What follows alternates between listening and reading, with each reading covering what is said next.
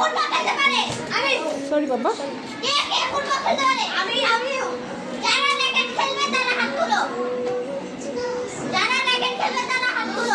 Football খেলবা? Racket খেলবি? Racket খেলবা?